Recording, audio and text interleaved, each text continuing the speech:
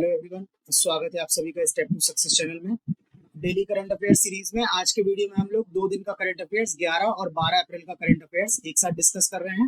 ठीक है, video start करने से पहले मैं आपको बता दूं कि यूपी ट्रिपल एससी की वन दरोगा भर्ती परीक्षा भी आयोजन किया जा रहा है। ये परीक्षा जो है वो 30 अप्रैल को आयोजित होनी है।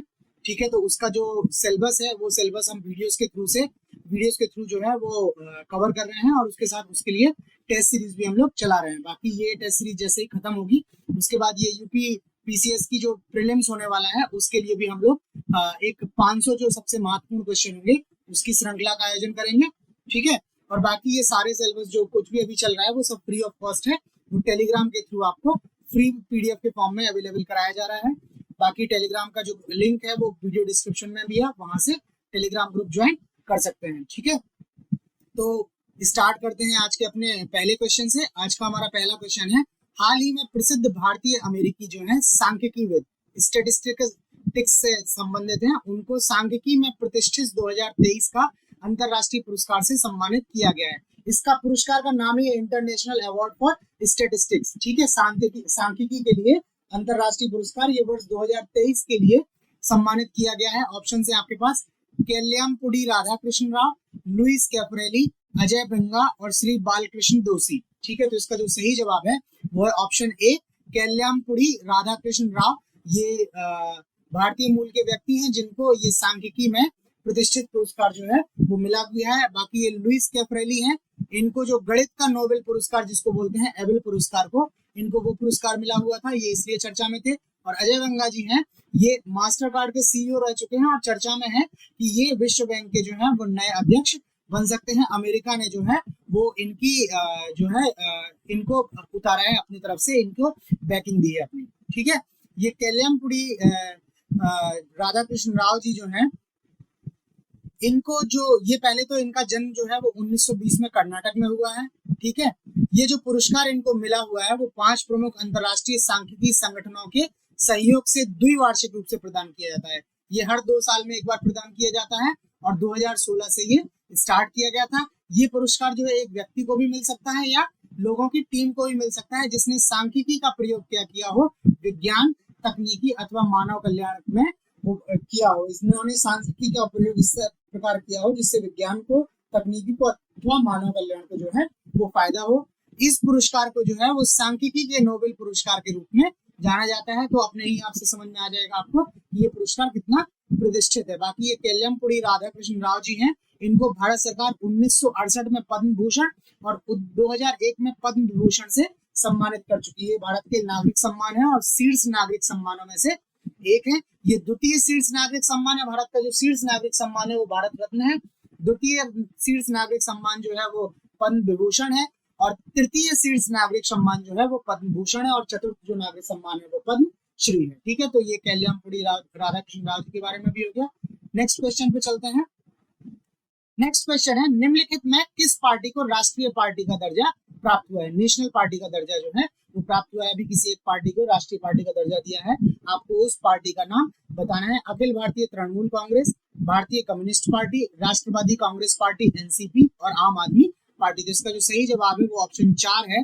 ये आम आदमी पार्टी को अभी हाल में भारतीय चुनाव आयोग ने राष्ट्रीय पार्टी का दर्जा दिया हुआ है। ये भारतीय चुनाव आयोग या निर्वाचन आयोग जो है इसके द्वारा ये जो है दर्जा दिया जाता है और इन्होंने आम आदमी पार्टी को ये राष्ट्रीय पार्टी का दर्जा दिया हुआ है। चुनाव आयोग के अनुसार आप जो है वो 4 राज्यों में दिल्ली, पंजाब, गोवा और गुजरात में मान्यता प्राप्त जो है वो राज्य की पार्टी बन गई है। यह जो है राष्ट्रीय पार्टी के रूप में मान्यता प्राप्त करने के लिए जो शर्तें हैं, आम आदमी पार्टी उन सभी शर्तों को क्या है पूरा करती है। इसके साथ ही ईसीआई ने क्या किया है, 3 दल जो थे जो राष्ट्रीय दल थे उनका दर्जा वापस ले लिया। आम आदमी को क्या हुआ है, राष्ट्रीय पार्टी का दर्जा मिला है और 3 पार्टियां हैं जो ऑलरेडी राष्ट्रीय पार्टी थी उनका दर्जा जो है वो वापस ले लिया है। ये दल कौन कौन से हैं? भारतीय Trinamool Congress, AICT all India Trinamool Congress, ठीक है, अखिल भारतीय तृणमूल कांग्रेस, उसके बाद से भारतीय कम्युनिस्ट पार्टी ऑफ इंडिया, एक communist party of India Marxist है वो अलग है। ठीक है, ये भारतीय कम्युनिस्ट पार्टी है और राष्ट्रवादी Congress party NCP nationalist Congress party. ठीक, इन 3 पार्टियों का जो है राष्ट्रीय दर्जा जो है वो समाप्त कर दिया है। तो अभी तक भारत में जो राष्ट्रीय पार्टियां थी वो आपके पास कितनी थी, 8 थी। अब जिसमें से 3 हट गई तो बची 5 और एक को नया दर्जा मिल गया तो 6। तो टोटल अब भारत में राष्ट्रीय पार्टियां जो है अभी वर्तमान में 6 हैं। ये इसमें भारतीय जनता पार्टी, भारतीय राष्ट्रीय कांग्रेस, उसके बाद से भारतीय कम्युनिस्ट पार्टी मार्क्सिस्ट CPIM, उसके बाद से बहुजन समाज पार्टी BSP बोलते हैं इसको, ये गलत बीजेपी लिख गया, BSP, नेशनल पीपल्स पार्टी और आम आदमी पार्टी। इसमें भारतीय जनता पार्टी, भारतीय राष्ट्रीय कांग्रेस पार्टी और कम्युनिस्ट पार्टी से तो सभी लोग परिचित हैं। ये BSP जो है बहुजन समाज पार्टी है, ये उत्तर प्रदेश की मूलतः पार्टी थी जिसको माननीय कांसीराम जी ने बनाया हुआ था। ये नेशनल पीपल्स पार्टी जो है ये कॉनरेड सांगमा ने बनाई हुई थी, ये मेघालय में है पार्टी, ठीक है। और अभी उनके बेटे जो हैं वो मेघालय के जो है मुख्यमंत्री भी, अभी जो आम चुनाव हुए थे मेघालय में। और आम आदमी पार्टी जो है वो दिल्ली से इसका हुआ है, जन्म जो हुआ है श्री अरविंद केजरीवाल जी द्वारा। और इन्होंने अभी पंजाब राज्य में भी सरकार बना रखी है, 2 राज्यों में इन्होंने सरकार बना रखी है। तो ये हो गए वर्तमान राष्ट्रीय दलों के बारे में। आगे बढ़ने से पहले मैं आपको बता दूं, अगर आपने चैनल को अभी तक सब्सक्राइब नहीं किया है तो आप प्लीज चैनल को सब्सक्राइब कर लें ताकि आपको आगे के वीडियोस के बारे में भी टाइमली अपडेट मिलता रहे। नेक्स्ट क्वेश्चन पे चलते हैं। नेक्स्ट क्वेश्चन है, हाल में राष्ट्रीय सुरक्षित मातृत्व दिवस 2023 मनाया गया है, यह किस दिन मनाया जाता है, किस दिन मनाया जाता है? ऑप्शन है आपके पास 14 अप्रैल, 13 अप्रैल, 12 अप्रैल और 11 अप्रैल। ठीक है, आपका जो क्वेश्चन है वो क्या है, राष्ट्रीय सुरक्षित मातृत्व दिवस। इसका जो सही जवाब है वो ऑप्शन डी है, ये 11 अप्रैल को जो है वो मनाया जाता है सुरक्षित मातृत्व दिवस।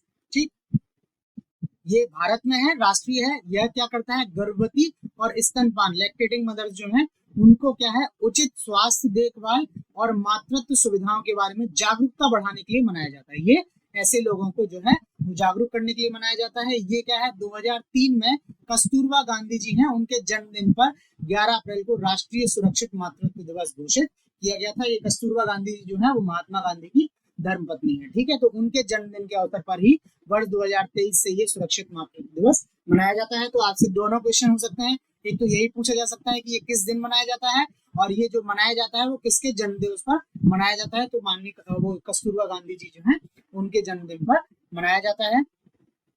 भारत का लक्ष्य क्या है, 2023 तक मातृ मृत्यु दर अनुपात को इन्होंने 70 प्रति लाख जीवित जन्मों तक कम करने के सतत विकास लक्ष्य को प्राप्त करने की दिशा में महत्वपूर्ण प्रगति कर रहा है। ये भारत का लक्ष्य है कि इन्होंने जो करना है, मातृ मृत्यु दर जो है वो 70 प्रति लाख जीवित जन्मों पर इन्होंने करनी है। ठीक है, और इसकी तरफ भारत जो है वो तेजी से आगे भी बढ़ रहा है। नेक्स्ट क्वेश्चन पे चलते हैं। नेक्स्ट क्वेश्चन है, हाल में जारी राज्य ऊर्जा दक्षता सूचकांक SEEI state energy efficiency index 2021-22 में सबसे आगे की श्रेणी जो है 60 अंकों से अधिक है, उनमें से कौन सा राज्य निम्न में शामिल नहीं है? ऑप्शन है आपके पास आंध्र प्रदेश, कर्नाटक, महाराष्ट्र और केरल। तो इसका जो सही जवाब है वो महाराष्ट्र है। महाराष्ट्र जो है वो 60 अंक से, महाराष्ट्र के जो है वो कम अंक हैं, ये सबसे अग्रणी राज्यों में जो है वो शामिल नहीं है। ठीक है, ये जो सूचकांक है वो जारी किया गया है ऊर्जा दक्षता board, bureau of energy efficiency और ऊर्जा कुशल अर्थव्यवस्था गठबंधन। ठीक है, ये इनके द्वारा संयुक्त रूप से राष्ट्रीय ऊर्जा दक्षता सूचकांक 2021-22 क्या है, विकसित किया गया है। इसमें 5 राज्य जो हैं अग्रणी श्रेणी में है, जिसमें आंध्र प्रदेश है, कर्नाटक है, केरल है, राजस्थान है और तेलंगाना। ये सबसे आगे हैं, इन सबने 60 अंक से अधिक प्राप्त अंक किए हैं। इसके अलावा 4 राज्य जो हैं वो आसाम, हरियाणा, महाराष्ट्र और पंजाब जो हैं इन्होंने उपलब्धि प्राप्त की है, ये 50 से 60 अंक हैं। ठीक है, इनको एस्पायरिंग इनको जो बोला हुआ है इनको 50 से 60 अंक अधिक मिले हैं। इसके अलावा क्या है, ऊर्जा दक्षता को प्राथमिकता देकर इसका उद्देश्य क्या है, कार्बनीकरण में कमी लाने के प्रयास का संचालन और अधिक सतत भविष्य हासिल करना। अच्छा, इसमें शीर्ष राज्यों के बारे में कोई रिपोर्ट में चर्चा नहीं की गई है, इन्होंने केवल 4 श्रेणी जारी की है, जिसमें पहली श्रेणी में 60 से अधिक अंक प्राप्त करने वाले लोग हैं, दूसरे में 50 से 60 अंक प्राप्त करने वाले हैं, तीसरे में 30 से 49 तक प्राप्त करने वाले हैं और चौथे में 30 से कम अंक वाले हैं। ठीक है, तो जो 60 अंक से ज्यादा हैं उसमें 5 हैं और 50 से 60 जो है वो 4 हैं। ठीक है, तो ये हो गया स्टेट एनर्जी एफिशिएंसी इंडेक्स के बारे में। नेक्स्ट क्वेश्चन पे चलते हैं। ये हमने यहाँ पे ऊर्जा दक्षता बोर्ड के ब्यूरो के बारे में भी आपको थोड़ा सा बताया हुआ है। वो क्या है, भारत सरकार ने ऊर्जा संरक्षण अधिनियम 2001 के प्रावधानों के तहत 1 मार्च 2022 को ऊर्जा दक्षता बोर्ड की स्थापना की थी, ऊर्जा दक्षता ब्यूरो की स्थापना की थी मार्च 2022 मार्च 2002 1 मार्च 2002 मैं 2022 बोल रहा हूँ। 1 मार्च 2002 को इसकी स्थापना की थी और किस अधिनियम के तहत की थी? ऊर्जा संरक्षण अधिनियम 2001 के तहत की थी। इसका जो ये क्या है, ऊर्जा दक्षता ब्यूरो का मिशन क्या है? ऊर्जा संरक्षण अधिनियम 2001 के प्रावधानों के अंतर्गत स्वतः नियमन और बाजार सिद्धांतों पर जोर देने के साथ साथ नीतियों और रणनीतियों को विकसित करने में सहायता करना है। ठीक है, तो यहाँ से मेन इंपॉर्टेंट जो है वो पहला यही है कि इसकी स्थापना कब हुई और किस अधिनियम के तहत इसकी स्थापना हुई है। नेक्स्ट क्वेश्चन पे चलते हैं। नेक्स्ट क्वेश्चन है, हाल में किस देश ने एक स्वदेशी लॉन्ग रेंज और हाई प्रिसीजन कामिकेज ड्रोन का सफल परीक्षण किया है? ऑप्शन है आपके पास इराक, ईरान, यूएई और पाकिस्तान। तो इसका जो सही जवाब है वो है ऑप्शन बी ईरान। ईरान ने अभी लॉन्ग रेंज और हाई प्रिसीजन जो है कामिकेज ड्रोन का जो है वो सफल परीक्षण किया हुआ है। ये ड्रोन जो है, ठीक है, एक स्वदेशी इनका डिजाइन है, ठीक है, और ये क्या कर सकता है? 450 किलोमीटर के दायरे में लक्ष्य को नष्ट कर सकता है। ये अपने साथ 50 किलोग्राम तक वॉरहेड ले जा सकता है और ये क्या कर सकता है? 3 घंटे तक 12,000 फीट की ऊंचाई तक उड़ सकता है। ठीक है, तो ये ईरान ने इस कामिकेज ड्रोन का क्या है परीक्षण किया हुआ है। नेक्स्ट क्वेश्चन पे चलते हैं। नेक्स्ट क्वेश्चन है, केंद्रीय आवास और शहरी मंत्रालयों के मंत्रालय ने रुकी हुई रियल एस्टेट परियोजनाओं से संबंधित मुद्दों की जांच के लिए एक समिति का गठन किया है।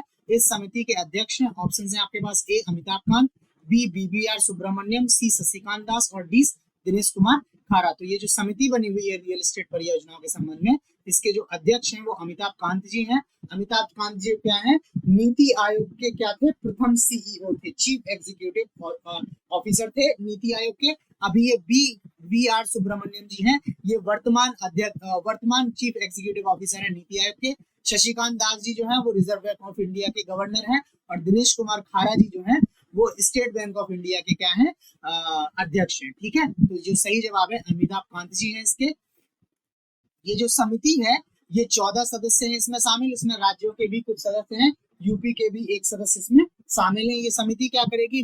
रुकी हुई रियल एस्टेट परियोजनाएं पड़ी हैं उनको पूरे करने के तरीके भी सुझाएगी और ये रिपोर्ट अपनी जो भी इनकी पहली बैठक होगी उस तारीख से ये 6 महीने में ये रिपोर्ट करेंगी।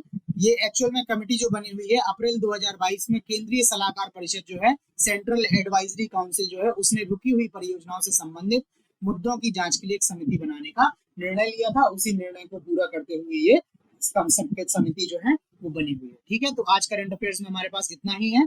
इस वीडियो में हमने जो भी आपसे क्वेश्चंस डिस्कस किए वो आपको कैसे लगे वो आप हमें प्लीज लाइक करके और कमेंट करके जरूर बताएं। चैनल को सब्सक्राइब कर लें ताकि आपको टाइमली अपडेट्स मिलते रहें। बाकी फ्री पीडीएफ के लिए आप ये टेलीग्राम ग्रुप हमारा ज्वाइन कर लें। वीडियो में फेसबुक ग्रुप की भी लिंक दी हुई है, आप फेसबुक ग्रुप ज्वाइन करके भी हमसे लगातार कम्युनिकेशन में रह सकते हैं। तो करंट अफेयर्स में आज के लिए इतना ही, बाकी कल मिलते हैं नए वीडियो के साथ। तब तक के लिए धन्यवाद।